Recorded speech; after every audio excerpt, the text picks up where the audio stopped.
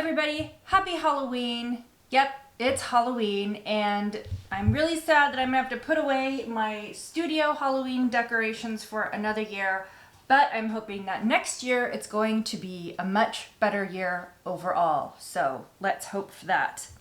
Today's video is slightly different than most videos that I've done in that it'll be a little bit more chatty. And I'll be talking about things that I've made, things that I'm gonna make, and random things. It's basically inspired by Jen from Today in Jen's Sewing Room, I think the channel is called, her channel. I'll link it below.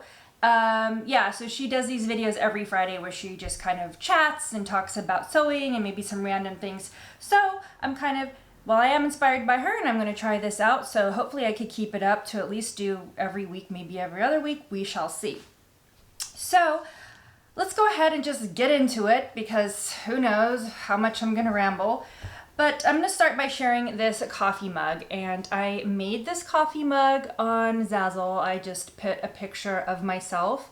I don't know, maybe I'm 4 or 5 and I'm wearing this clown costume that my grandma made me. I learned to sew, well, I kind of learned to sew from her. She was a really great seamstress and she at least definitely inspired me to sew.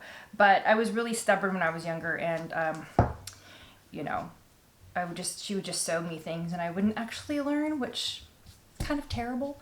But yeah, so this is a very creepy picture of me. Clowns are creepy in general, and look at those little fists I'm making.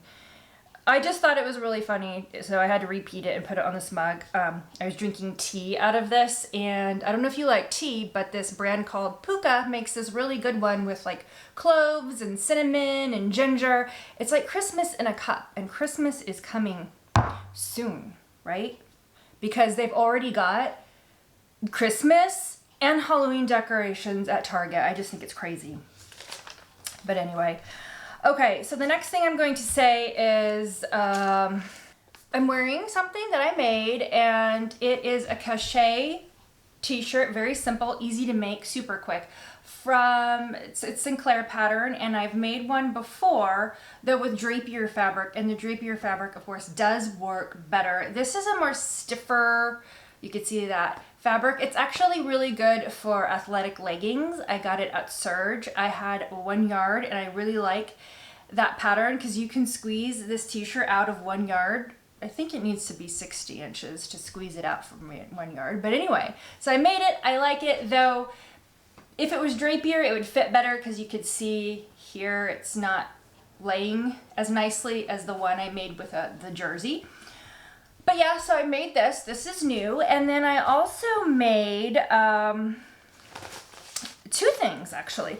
I made McCall's 7688 in view D. And then I also made, I'll put a picture in. It's better to put a picture in. Berta style 6296. And what I'll do is after I'm finished rambling, we'll just go over to the dress forms where I can walk you through and maybe add some pictures of the finished garments so you can see. Okay, before I get into my sewing plans, I want to talk about some things that I got. One of which is this cover stitch book. It's called, if I could put it correctly, it's Master the Cover Stitch Machine. I have a cover stitch machine. I have the Janome 1000 CPX. I've used it a handful of times, probably because I'm intimidated, but Johanna Lundstrom, who has the channel The Last Stitch, and she's super helpful on that channel, she came out with a book called, it's about sewing jeans, and it reminded me to buy this book. So I bought this one, and so far it's just like really great. It's got all the information I need to feel less intimidated and to actually start using my cover stitch machine. So if you have a cover stitch machine, or you're thinking about getting one, or you're going to get one, pick up this book because it will make you probably less nervous if you're nervous like me. Okay. Let's just talk about a few weeks ago where I went in to drop my Baby Lock Imagine Serger off, okay, for service, and I walked out with an upgraded machine. I got the Imagine, the Baby Lock Acclaim, sorry. Yeah. I should know better. But what I did is I traded in my Imagine and then another embroidery machine I had because I wanted to make space anyway, and so that's what I did. And the Acclaim is really great. It has extra room, 2 inches to the right of the needle, LED lights. It's got this feature called the wave stitch. I haven't used it yet. And the threading capabilities, it's got the air thread, and it'll even air thread your needles. So, you know, it's pretty awesome. I'm never going back to a sewing machine store ever again because it's trouble. Just trouble. But anyway, if you're in the San Diego area, go to Paradise Sewing in Poway, and Peter, who owns it now, he's super cool. He's super nice. So I'm just gonna give a little shout out to them. Okay, what else do I want to ramble on about? Oh, yeah. So if you are a subscriber to many sewing channels, and I'm sure you have heard of Mimi G and Brittany Jones, they have recently launched their fabric store, their online fabric store called Melanated Fabrics, I believe that's how you pronounce it. And it's super cool. I placed an order the day it launched, of course, because, you know, I need more fabric. But no, they have some really great, their fabric shop is nicely curated with some really, it looks like really high quality, nice fabrics. So I ordered 4 different cuts of fabric. I can't wait to show you once they arrive. So be on the lookout for that video. I'll probably just have a dedicated video. Well, no, I have an order from Serge coming, so I'll probably combine them into one fabric haul video. And honestly, I should not be filming any more fabric haul videos because I should not be buying any more fabric. But we know that is not going to happen. Okay, I don't know about you, but when I sew, I love candles. I think that scents are a great way, like aromatherapy, right? They're calming. They can take you back to like childhood memories, whatever it is. And so we are approaching November. It's gonna be November tomorrow, and I love this. Okay, I've got this little guy burning. Let me get it. It's just a little dude. But I have a bigger one in the cabinet. Tonka bean and pumpkin. This is the best scent for November, for Thanksgiving, in my opinion. Oh my gosh, I discovered it last year. It is just so, so good. I don't even know what a tonka bean is. Okay, so I'm going to read the description because me telling you it smells so good is not helpful, okay? So, about this fragrance, and I know, I'm sorry, that this is a candle and this is a sewing channel, but I gotta talk about this. So it's a warm and woodsy blend that evokes smoky tendrils of incense, carrying hints of spice, vanilla, and pumpkin. So the top fragrance notes are spiced citrus, which honestly I don't really smell the citrus, but nutmeg, toasted marshmallow, definitely the marshmallow I smell, and the nutmeg. And then you've got black pepper, pumpkin, and cinnamon. And then the base notes are tonka bean. I don't know what a tonka bean smells like, but I'm sure it smells good. Amber, firewood, and clove. I like more musky and woodsy and spicy scents. So if you have a Yankee candle near you, go smell it. I don't know if you can smell it you can. Even if you're wearing a mask, this is a strong scent. So I really recommend that candle. I'm going to stop talking about candles because this is not a candle channel. But I just might do another dedicated candle video because I like candles. Okay, so I want to get back more into sewing now because I'm just going crazy here. I'm going to be working on some projects coming up. I have a few plans. So I've got this Butterick B6411 by Lisette. It's a dress with a wrap feature in the front. And I have this nice kind of jade jersey here. Or it's like it's like a knit crepe. Hopefully I can make the dress out of this. I don't think it's too see-through. But I think that it's got the nice drape. I think it'll work well for this. I don't know if this is exactly fall sewing, but I feel the need to make this dress, so that's what I'm gonna make. And then shifting back into the fall sewing, as I have been doing, I have here this brushed, I guess a hachi. I don't know. I have to go back to my own fabric haul videos and figure out what this is and where I got it. But it's super soft and like fuzzy on the outside. And I'm going to make, I think, this McCall's 7975 View D twist top. I think I'm gonna do it with this one. I think that would be a good plan. And then I have on my table this French Terry, this sort of like vintage camo, which is weird because I'm not a camouflage girl person. Never wear it, never have.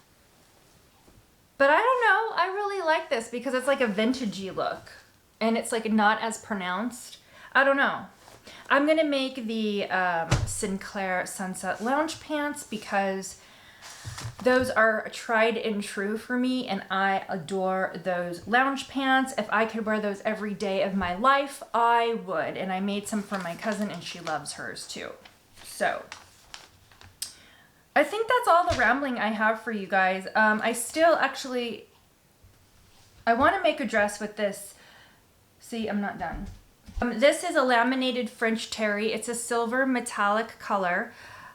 I want to make, it is a bit drapey, but I think it'll work. I think I'm thinking of the Cocoa dress by Chili and the Buttons, and I have made that dress before with a double brush poly, but I had the funnel neck. And for this one, I am not going to do the funnel neck. It'll just be plain flat.